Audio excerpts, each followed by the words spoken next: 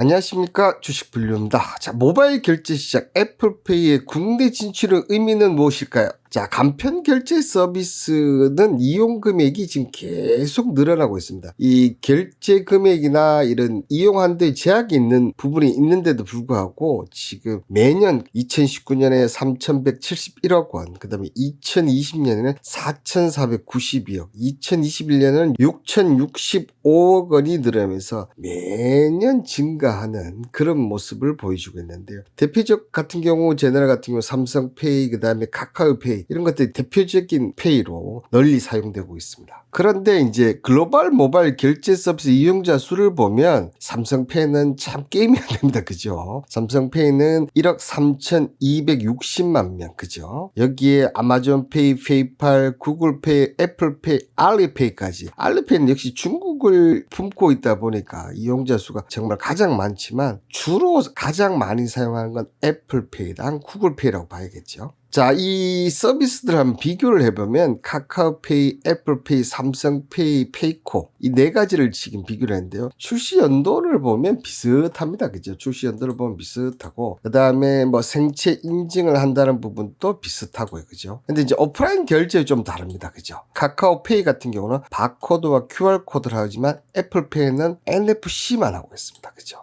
자, 이것만 하는 거는 장점이제 단점이 됩니다. 그죠? 삼성페이 같은 경우는 NFC, MST, 페이코 같은 경우는 NFC 바코드란데, 자, 애플페이가 국내 상용하는데 가장 어려운 점이 바로 이 NFC. 이 NFC를 애플페이 때문에 다 가맹점 이런 걸 해줘야 된단 말이죠. 그런 부분이 좀 힘들었었고, 그리고 삼성페이나 카카오페이 같은 경우는 수수료를 차감하지 않지만 애플페이 같은 경우는 소량의 수수료를 차감합니다. 그죠? 이런 부분이 가장 이 애플페이가 국내에 상륙하는데 좀 힘들었다. 결제 정보 지정 여부를 보시면 기기와 데이터 센터의 분리 저장. 카카오는 이번에 데이터 센터 때문에 문제가 좀 많았죠. 근데 삼성페이 같은 경우는 카카오페이, 그다음 페이코는 페이코인데 애플페이 같은 경우는 일회성이다. 일회성의 경우는 보안에 더 철저하다. 이렇게 좀 보시면 되겠고, 애플페이는 앞서 얘기 드린 대로 NFC 단말기 확보가 큰 장애물이 된다. 그죠? 자, 카카오페이 같은 경우는 별도 웹 필요가 없고, 그다음에 삼성페이 같은 경우는 기존 카드 단말기를 사용할 수 있고, 페이코 같은 경우는 티머니 가맹점의 하나예요. 자, 이 확보가 어렵다는 것은 이 부분과 연결이 좀 있죠. 그죠? 그럼 이런 이유 때문에 63개국에 출시된 애플페이가 유독 한국에서만 지금 상륙을 못하고 있습니다. 한국의 아이폰을 구입하고 쓰는 사람이 상당히 많은데도 불구하고 애플페이가 이 시장을 놓치고 있다? 참 말이 안 되는 거죠. 그만큼 서로 지금 조건 따지고 이렇게 하다 보니까 힘들었다는 거죠.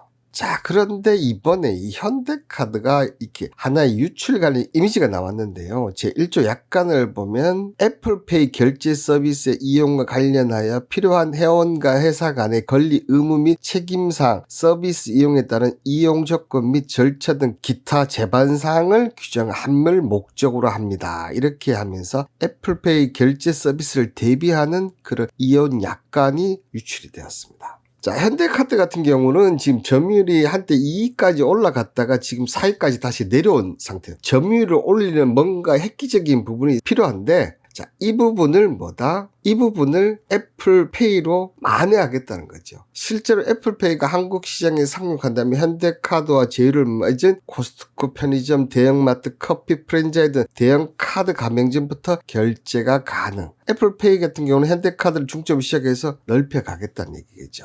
어쨌든 앞서 제가 얘기 드렸던 그저 별도 근거리 무슨 단말기 설치 및 비용 부담, 카드 결제 수수의 문제 등으로 불발되었는데 현대카드 이용 약관까지 변경이 됐다. 지금 애플과 어느 정도 얘기가 다 되었다고 봐야 되는데, 단 하나 이 애플은 미리 이렇게 얘기하거나 이런 부분을 상당히 싫어합니다. 이제 그런 부분 때문에 불발될 수도 있지 않나 생각은 들지만 약간 변경을 봤을 때 그 뒤에 애플이 상륙하는 게 아닌가. 어떻게 보면 애플 휴대폰, 아이폰 쓰는 이 많은 고객들이 페이가 안 되어서 바꾸는 분도 많이 생겼거든요. 애플 같은 경우 그런 부분까지 생각을 한다면 이번에는 드디어 애플페이가 나올 가능성이 높지 않나 그렇게 생각됩니다. 자, 그렇게 되면서 이제 한국정보통신이 지금 대장주 역할을 하면서 며칠 전에 상한가를 갔습니다. 그죠? 이제 상한가를 갔고 뭐 여러 가지 종목이 있지만 그 중에서 제가 이렇게 딱 한 종목, 이 종목이 이 회사 정말 좋다 이렇게 얘기 드릴 수는 없지만 그동안 아픔이 있었고 있고 그다음에 체제도 변경 이런 부분을 봤을 때 만약에 애플페이가 들어온다면 한번 크게 움직일 수 있는 종목이 아닌가 이렇게 생각되는데요. 자, 이 XQ 같은 경우는 국내 이동통신사 중 SKT, KT의 NFC 유심 제공을 한 그런 업체다. 여기에 뭐가 들어갑니까? NFC가 들어갑니다. 그죠? 그리고 두 번째로 보시면 국내 유심 벤더 중 시장 점유율 1위를 하고 있다는 거죠. 시장 점유율 1위는 뭘 해도 살아남습니다. 그죠? 그리고 최근에 최대주주 변경, 한 최대주주가 계속 좀 변경이 좀 많이 되었습니다. 그죠? 근데 뭐 무자반 M&A 인수 이런 것 때문에 문제가 좀 많았었고 결국 마지막으로 이제 최근에 변경됐는데 이번에 최대 변경의 주당 가격이 얼마였냐? 9,377원. 지금 가격과 상당한 괴리감이 있었다는 거고. 근데 최대주주 변경한 이유는 항상 주당 가격까지 가는 경우가 많이 있습니다. 그죠? 이와 더불어 지금 상반기 호실적 발표를 하면서 그리고 디지털 의료 시장까지 진출을 하는 재료적인 측면에서도 준비가 되어 있다. 그래서 이 XQ를 한번 눈여겨 좀 보시라고 얘기를 드리겠고요. 차트를 보시면 여기 이렇게 그죠? 자, 여기 이렇게 해서 만약에 이 가격대를 밑으로 깼다고 하면 솔직히 시간이 많이 걸립니다. 근데 여기를 밀리지 않고 이 가격대에 밀리지 않고 지금 위에서 계속 노리면서 이 애플 관련 이슈 뭐 하나 터지면 이제 빵 이렇게 띄우려고 하는데 위로 올라갔을 때 가장 중요한 가격이 뭐다? 5,140원입니다. 이 5,140원을 안착을 한다면 앞서 얘기했던 주당 가격 9,377원까지 슈팅이 가능한 그런 종목으로 좀 보여지고요. 자, 어쨌든 회사 자체가 뭐 그렇게 우량한 기업은 아니기 때문에 이 저점이 얼마냐면 3,350 종가상 3,350원 이탈한다. 그때는 과감한 손절 이렇게 얘기를 드리도록 하겠습니다. 자, 애플페이 관련해서 많이 기다리신 분 있으실 건데 이런 애플페이 관련해서 주식시장에서 만약에 지금 흐름이라면 움직임이 있을 것 같은데 그때 이 XQ 불려고 한번 얘기했는데 한번 관심 있게 보자 이렇게 봐주시면 감사하겠습니다. 오늘 영상은 이것으로 마치도록 하겠습니다. 감사합니다.